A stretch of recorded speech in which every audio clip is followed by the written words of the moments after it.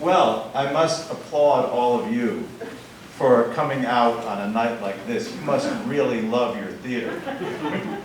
And thank you for coming. It's great to see you all. I guess I should turn on the lights. Oh, it's down. Oh, there you go. There it is. So, welcome. Thank you for staying. It's my pleasure to be here. I must say, I went to a production of Waiting for Godot once where Vladimir and Estragon come in and they sit down and then one of them takes off his boots and empties it over and a quart of water comes out of his boot. I thought about coming in and making similar entrance because I stepped in a big puddle. But just watch your step when you leave is all I can say. This was, yeah. Is it not loud enough? If you can't hear me, I'm in trouble because you're in the first row. I said, if you can't hear me, we're in trouble because you're in the first row. Well, we're all in this together. So, I guess I should just, yes. Well, thank you very much. I wish I could say it was a pleasure to make this film. No, it was a pleasure to make this film, but it was also quite a challenging experience. I've been doing this for a long, long time, and all movies are hard. This was particularly hard.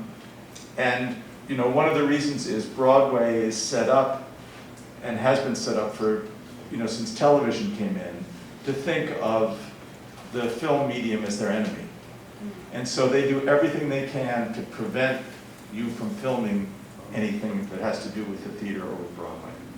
To walk into a Broadway theater with a camera, it's hard to get out again without spending hundreds of thousands of dollars, just to walk in.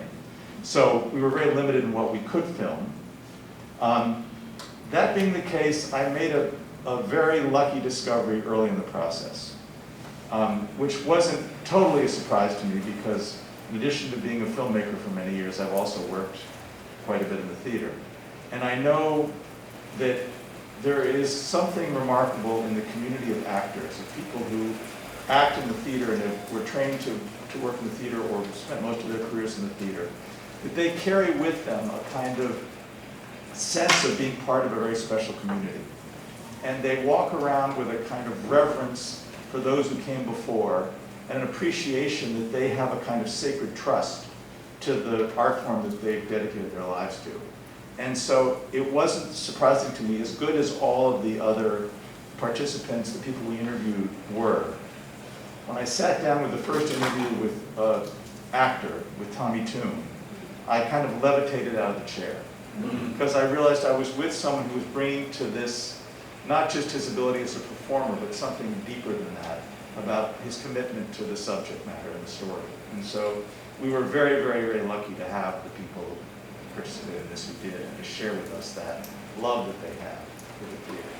So I just wanted to say that brief thing about how wonderful it was to have the privilege to speak to those people, and then open it up if you have questions about the film or the process or anything. Yeah. I'm always amazed in watching the movie time.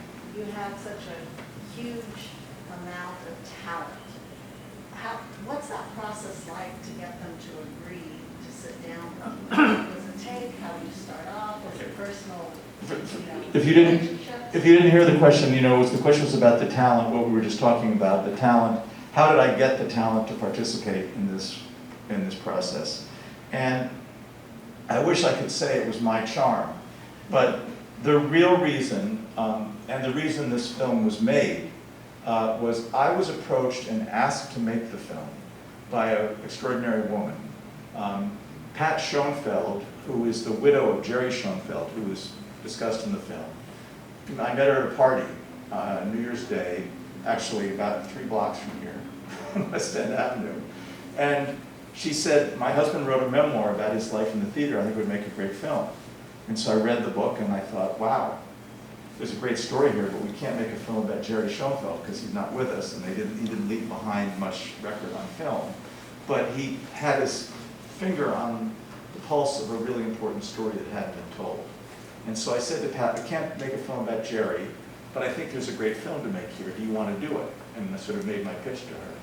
And very unselfishly, because she was a woman who got into the idea because she wanted to celebrate her husband and what he had done, she agreed and said, let's make a film about that story, because she cared as much about the story as she did about him, about his legacy. And she, although she was never like a theater wife, she had her own career. She was a teacher. She was worked at ABC Television. She was one of the founders of the International Center for Photography and worked there for many years. So she had her own life. She wasn't just Mrs. Schoenfeld. But she made a point over the years of forming relationships with the artists who came and worked in her husband's theaters and who he got to know and she met through him, who mattered to her. And she forged really deep friendships with those people. And many of the extraordinary people who appear in the film did so because Pat asked them to. There were a few that, through someone I knew or through a lucky thing, or I asked somebody, or I talked to someone and pitched them and convinced them to do it. But she was really the guardian angel of this film and did many other things to make it happen. But that was one of them. Were there any Broadway shows that you would have liked to have included in the film that you didn't have access to, or? That's a good question. I will say, I'll admit that we started out thinking we were going to follow a different show. I thought in the beginning, well, we should follow something that people will recognize and immediately be drawn to, and maybe we should do a revival, because the story is not about revivals, it's about new things, but it's a way of showing that revivals are important. So we thought about doing My Fair Lady, which was being, a revival was being done. For various reasons along the way, some financial, some artistic, some practical. Excuse me, it's probably my wife calling this. For various reasons, the most important being, in the early interviews that we were doing, everyone was telling me the thing they were most concerned about in terms of where Broadway was going now, or the status of Broadway today, is that plays, as opposed to musicals, were dying out. That there weren't enough chances for producers, for directors, for actors to work on plays, because musicals make so much more money. They're able to draw, as you heard at the end from Hugh Jackman, 3/4 of the people who come to shows now are tourists. Many of those tourists don't speak English, so the likelihood of their putting down however many hundreds of dollars you have to pay to see a show in English dialogue, which is mostly psychological and not music and spectacle and stuff you can't understand without the language. That means it's harder and harder to sell tickets to those plays. Plus, it's riskier. It's like a musical. It's like if the song and dances work, and you have a good director, and the book isn't too bad, you can sell. With a play, who knows whether it's going to work or not. It's such a mysterious chemistry of the right actor, the right director, the right. So, the long and the short of it is that we were worried. There was concern that plays were not doing well. And I thought it was really important to show that Broadway was still taking chances on plays. That they belonged in the ecosystem. And I also wanted to show that Broadway producers take risks, because that's the biggest theme in the film, is that we think of Broadway, I always thought of Broadway as this safe commercial space where people who know how to make money know how to give the people what they want, and they take safe bets and make money. And that's most of what we've seen in Broadway. When we discovered, as you probably gleaned from watching the film, the biggest success stories, the most amazing hits, the things that changed Broadway decade after decade, were the most adventurous, risky shows out there. I mean, look at, think of the Hollywood elevator pitches for Chorus Line, Cats, Rent, Lion King, Hamilton. I mean, you would have been laughed out of the room by Hollywood executives. But somehow Broadway producers were willing to take the risk and do these plays, and they made history. So the long and short of it was, the Nap was risky, it was a play, and then we discovered there was a transgender actor playing a transgender role, and that had never happened before on Broadway, that there was a star role for someone who was transgender. We thought that makes the other really important point that we were making in the film, is that it's been a long process and there's still a ways to go, but Broadway has really been down this road to be more diverse and to be more reflecting of how mixed and different things are in our society. So that's, yeah. Two questions. Okay. Can you talk a little bit about your plan for distribution? But maybe first, I think is there some sort of follow-up on the nap? Like, not that I know of. You know, the thing about the nap is it had never been done, even in London before, the nap. It was a success because it had been done in Britain, but it had been done in the theater, in the town, where the snooker championships of the world are played. That's where it was produced. There is a theater there. It's a very good regional theater in the UK. Happens to be in Sheffield, and it's in that very theater where they hold that championship. And what's unique about that theater is it's like an old amphitheater, where the stage is down low and the seats rise up from the stage. And that means if you're British, you can see the snooker tables. I mean, if you're anybody who can see snooker, if you're British, you appreciate that. You care that you can see the snooker tables. It's part of the drama, it's part of the fun. And so no theater, all the commercial theaters in London are prosceniums with high stages. And so they couldn't figure out how we're going to do this play and make it work in London. Well, in Broadway, Daniel Sullivan figured, well, we just have a video screen where we show what's happening on the table when we need to. But it limits the commercial, it's one more factor that limits the commercial possibilities for that play. And so as far as I know, it hasn't been produced anywhere else. And you know, the point that if this was a series instead of a single documentary, we would have gone into the point about the big difference between the non-commercial theaters on Broadway and the commercial theaters, just as the difference used to be between off-Broadway theaters and Broadway theaters, which has now kind of vanished as off-Broadway has begun to vanish completely in New York. The difference is that off-Broadway theaters have subscribers, and they run a sort of set number of plays every season. They have 5 or 6 plays, or sometimes more, in their season, and subscribers buy tickets in advance. And they get support from other non-commercial sources, which help pay the balance sheet, cover the balance sheets. And so they're protected, so they can take risks on new plays that commercial Broadway producers aren't likely to take. So anyway, so the NAP doesn't have much future. Fortunately, our movie does have a future. The distribution plan is that it opened in New York 2 weeks ago at the Quad Cinema in Greenwich Village. So I hope if you enjoyed it, you'll tell your friends, because it's still playing there for at least another week. It's the 3rd week and may get extended if more people go. It opened in Los Angeles in 5 theaters last weekend. Unfortunately, nobody in Los Angeles cares about Broadway, so not many people went in Los Angeles. But it's opening Friday, day after tomorrow, in 100 theaters around the country. So email your friends and your relatives and even your enemies and tell them to come and see On Broadway, that's coming to a theater near you. And if it does well, we're hoping it will also be picked up by one of the major streamers. It's also available on iTunes. If you want to tell people, they can rent it that way. But it may be picked up by a streamer, in which case it'll be out there for a while. Yeah? Well, first of all, it was a wonderful film. I mean, just so incredible. It's like my entire life in Broadway at the same time. You touched on briefly the ticket prices.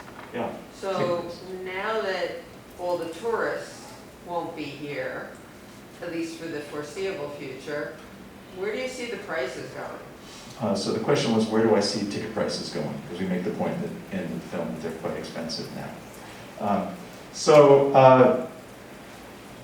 As I forget who it is. Robert Fox, a great producer, also the producer of The Crown, for those of you who are TV fans, as well as many Broadway shows. As Robert Fox makes the point, it's not called show charity, it's show business. And the thing, we all lament the cost of things in our society. The sad reality is we live in a market society. Whether it's socialism or capitalism, it's a market. And as long as people are willing to pay a certain amount for tickets, it's hard to get people to charge less than people are willing to pay. So, it's a challenge. I mean, and there are many people who feel that it would be much healthier for the theater. I'm one of those who think this way, that if there was some kind of, what in a sense there is a national theater in America. It's not called a national theater, but the national theater we have are the large ensemble of non-for-profit theaters that are around the country and in New York City, which are funded by subscribers like us and by people who love theater, and funded sometimes by philanthropic foundations and other groups, and sometimes by the government. And we need that kind of support to keep theater going. I mean, if you look at Europe, every country in Europe has a budget that they support the arts. Every single city in Germany has a symphony orchestra and a ballet company and a theater and a professional theater where the actors are on salary 52 weeks a year. And it's respected that they give something to our society, and it's understood that there's an economic return for that. I mean, that's the other point we try to make in this movie, is that there's a huge economic return to our society by having a vital theater in the middle of our city. People want to come here. And we have something to do in it. We get smarter because we go see plays. So I sympathize with what you're saying. I think there should be a cheaper way to go. It's too bad that it's $15 to go see a stupid Marvel comic book movie, and it's $150 to go see a play, whatever kind of play it is, most of the time. But there is a slight silver lining. I mean, there are many, many avenues now to get cheaper tickets. There's been one time it was in the film, the origin of the TKTS booth in Times Square, which was started by Jerry Schoenfeld, as a way to make theater available to more people. And you can buy half-price tickets for most plays. You can't buy it for Phantom of the Opera. You can't buy it for whatever the latest hit is. But most other plays every night go on sale for half price if you wait around in a line for a few minutes. And now there are many ways to do that online. There are about half a dozen, I'd say, ticket agencies and things that have cheaper ways to get tickets. So I think there are some ways, but I think Broadway can do more. And I think they're starting to learn that. They are, you heard the producer of Rent, who's also the producer of Hamilton, talk about how he's starting with Rent. He made cheap tickets available for young people. And they continue to do that, and other producers do too. Hugh Jackman apparently has it in his contract that a certain number of shows or a certain number of tickets for every show have to be available at a lower price, so that people who can't afford the most expensive tickets will go. But I think we're going to find out how the market is affected by, as you say, the tourists not coming right away. But an interesting thing, another thing about the economy of the theater tickets, is that we talk about how most of the audience members are tourists. That's over the course of a play. I think in the first 3 to 4 weeks of a play, most of the people who go to the play are local people.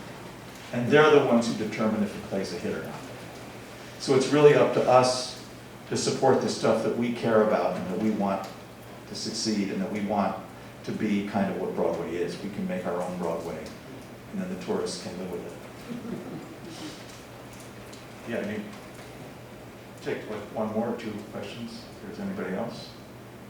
Well, thank you all for coming. It's a pleasure to have you here. Try to say goodbye on your way home and go see a play, Broadway or elsewhere, as soon as you can.